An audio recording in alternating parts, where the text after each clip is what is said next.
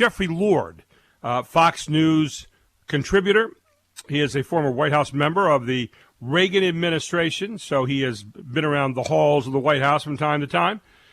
He is a contributor to the American Spectator, and he's written a book called Swamp Wars, which is out there for all to see. And good friend, and he joins us here this morning. Good morning, my friend. How are you? I am just fine, Gary. Hanging in. Hanging in, and still kind of quarantined, I guess. But it's kind of opening up a little bit, isn't it? I mean, don't we feel a little bit? It is. Freer? I first noticed this at the giant grocery store here, okay. And the rope lines, have disappeared. The cash registers are now all open, as opposed to being, one every other cash register. Right. And the yellow tape on the floor that directed you where to go, which direction down an aisle and up another, that has all disappeared. So it's pretty much back to normal. Yeah, when we stop having the crime tape around the scene at these grocery stores, we know things are going in another direction. The other thing that I use to gauge getting back to normal is the gas prices are starting to go up again. So you say, okay, I do. I look for certain things. When the gas prices are going back up, I know we're getting back to, or heading back at least in the direction of where normal is.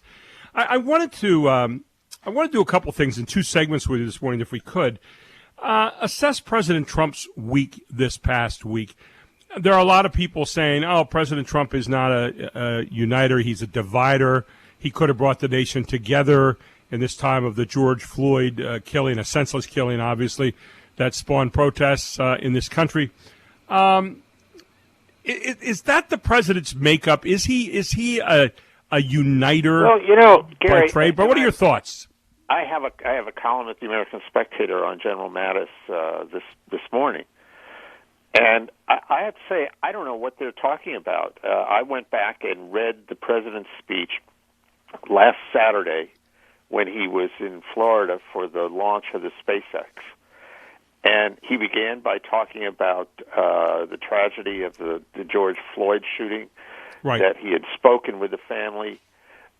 That we're a better country than this, that we have to unite. I mean, he said exactly all of the right things, and it's just ignored. It's as if he never said a word. And that's not the first time this has happened. So I frankly tend to think this is, people who don't like him, and they just ignore what he actually says, and just go on to say, he's a divider, he's not a uniter. Yeah. I mean, they make it up. Why is that? I mean, have you ever? I mean, I'm sure you sit and analyze, why that is. Why doesn't he get? For people that hate him, he's not getting any credit at all. It doesn't matter. No. If he came out today and said the sun's yellow, people will be checking to make sure. Right. So what has caused that phenomenon? Yeah. It is very interesting. I think that there is part of it is this elitism, this sort of liberal elitism that has been around in this country for a while. I mean, you could see it with Hillary Clinton's deplorables comment and all of this. They really do have contempt for a lot of average Americans who, in terms of Washington itself, what they really don't like is that he is an outsider. Yes. He hasn't spent, like, say, Joe Biden or Hillary Clinton, decades in Washington. He's not part of their club. And furthermore, could he have been, by all rights, if he had become a liberal and a Democrat, yes, right? He very well-to-do, well-educated, all that kind of thing. But he chose to go in another direction, and they can't stand it for that. And he is an outsider. I did a column the other week on Jared Kushner. They take all these shots at Jared Kushner. And one of the reasons is he brings in people who've had no government experience, outsiders, who are serious professionals and all this kind of thing, but they're not part of the club, as it were. I mean, I've been there and I've been part of the club. I know what the psychology is. So I do think that that's part of it as well. Is he politically clumsy compared to that model you just laid out? In other words, here's the model. You go around, You don't ever really solve a whole lot. You talk a lot about it until you get elected again, and then you talk about it some more. When you stab people in the back, you do it in a nice way and call them your friend across the aisle or whatever. He doesn't fit that mold, and so here he comes into that fray and says, "I'm threatening to destroy this." And I think there is a general lack of accountability on the government level when it comes to Congress, for example, and I'm talking about Republicans and Democrats alike. And Donald Trump does not fit that kind of mold. And the fact that he just is outrageous. They're all about a lot of talk, and they don't do much. Notice that Joe Biden, for example, and this is, I think, a great example, is running around America now talking about systemic racism in America. Mm-hmm. Well, not to put too fine a point on it, but who was vice president of the United States for 8 years? If there's systemic racism, why didn't he do anything about it? But that's never discussed. Right. In other words, he just gets to spout off, and I've actually been in the same room and seen him do this. When a friend of mine was being confirmed for a spot on the Third Circuit Court of Appeals, and Joe Biden would just sit there at hearings and spout all kinds of things. And I remember, he was friends with our own late Senator Arlen Specter. And I remember watching Arlen Specter just sit there, sort of amused that oh, well, there goes old Joe again. That's what he's like, but that is what a lot of people in Washington are like. Jeffrey Lord, author of Swamp Wars, Fox News contributor with us this morning. Jeffrey, I was reading an article this morning, and I've been watching this all week, and I have been very interested to see who's really touching this, and not very many people have in the light of the George Floyd protests and also COVID. But after explosive testimony this week from former Deputy Attorney General Rod Rosenstein, who opened the investigation basically on Donald Trump and any possible collusion, he openly accused the FBI of keeping him in the dark about flaws, failures, and exculpatory evidence in the case. I'm reading this directly from the testimony. The GOP believes it may prove the Russia case was a conspiracy to use the most powerful law enforcement and intelligence tools in America to harm President Trump. And they have a number of different things that came out this week, not the least of which the FBI was warned before it used Christopher Steele's dossier as evidence to target the Trump campaign with a FISA warrant that the former British spy might be the target of Russian disinformation, that he despised Trump and that he was being paid to help Hillary Clinton's campaign. The FBI and the DOJ, Department of Justice, both knew by August of 2017 that there was no evidence of Trump-Russia collusion, but allowed another 18 months of investigation to persist without announcing that the president was innocent. These are all things that came out this week, and yet you'd be hard-pressed to find anybody talking about it a whole lot. Your thoughts on that? Yeah, well, I do think, in fairness, that between the virus and the riots, that I can kind of understand it's been a busy news week. But this is really important. And, I think that this could be slowly unearthing the greatest political scandal in American history, at least since Watergate, if not in all of time. Lindsey Graham, I think, is going to do a very thorough, very spectacular job of unearthing the facts one by one by one, bringing these people in the Obama administration in front of his committee. I think Senator Ron Johnson is doing a version of that as well, and I do think they're going to get to the bottom of all this. And the problem is you're not going to see the mainstream media cover it.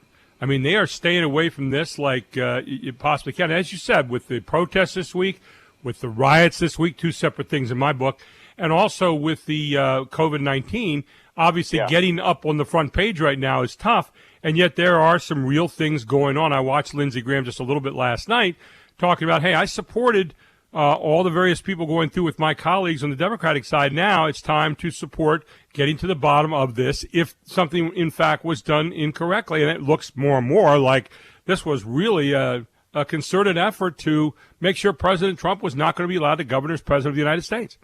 Yes, and, one of the things that I found amusing and telling, if you will, is after Rod Rosenstein testified, basically, who comes out to slam him but Andrew McCabe, Right. I mean, this is the oldest lesson in humanity, right? That when the ship starts to sink, the rats scurry and they'll turn on one another. And I think that is what we're beginning to see here with the McCabe-Rosenstein spat. How upset do you think Americans will get by this? Or is it just a simple matter, again, of he who has the press wins? He who doesn't have the press, it's not going to get out there, and people are going to keep this kind of tamped down. And again, the idea of Trump derangement syndrome, if you hate Donald Trump, then anything was okay to try to get rid of him, right? Well, the good thing is, unlike other situations, I mean, I think of the Bork episode when I was in the Reagan White House. There was no conservative media. There was no Rush Limbaugh, no Gary Sutton. There was no Fox News. There was no the American Spectator was there, but, all this stuff was building steam. Now, people will, in fact, be able to hear what went on thanks to, Fox and Hannity and Tucker and Laura and on and on and on. It goes the list, not only at the national level, but in localities all across the country. So I do think, media-wise, that it's not quite as bad as it could have been. And was. I guess what bothers me is that, we have to say conservative media or liberal media. And from my standpoint, what about just media? And when I say just, I'm talking about justice. What about the idea that something wrong was done and we all need to agree that it was wrong and do something about it and have some semblance of fairness? How about fairness media, which are two words that don't seem to collide in the same sentence often? Yeah, I just don't think that exists very much. And a case in point, right this minute as we're speaking, the New York Times is in an uproar with itself because it published this op-ed from Senator Tom Cotton, the Republican senator from Arkansas. He's in favor of invoking the 1807 Insurrection Act, which would have federal troops going into cities to restore order and that sort of thing. Well, the New York Times, all these particularly younger people at the New York Times are in open rebellion, saying that the editorial should never have been published in the first place. They want to shut it down. They wanted it shut down, and they're very angry and all this. Well, I mean, what does that tell you? I mean, this is supposedly the paper of record in America. All the news is fit to print, right? They view themselves as, a left-leaning outlet, and that's what they're there for. They're not there for the news. They're there for their political views. And, when you've got people dealing like that, you've got a real problem. And we've lost the point of what the news is supposed to be. The news potentially is supposed to be valuable. It's supposed to be the watchdog for the country. Instead, we're seeing it become like TASS used to be to the Soviet Union, which was the government outlet for propaganda, and that's not what is supposed to be happening here. And yet it seems like there is a new generation of consumers who say, yeah, that's exactly what it's here for, and if you're not spouting my side and beating down the other side, then you're probably not doing your job. That's right. I call it the LSM, the leftist state media. And whether it's the New York Times, the Washington Post, CNN, MSNBC, and a whole lot of other outlets, in essence, they're all ideologically driven. And if you're not going to play ball, you're out. Yeah, and we see it now where if someone says something anathema to that, like if you're a Drew Brees, for example, and you make a criticism of something, man, exactly. The media pounces on you, and we're going to talk about that later in the show. Jeffrey, always good talking to you. Thank you so much for this morning. We'll look forward to getting together with you again very soon. Okay, thanks, Gary. Bye-bye. Stay safe. Take care. Jeffrey Lord here on WSBA Morning News with Gary Sutton. WSBA Morning News with Gary Sutton. WSBA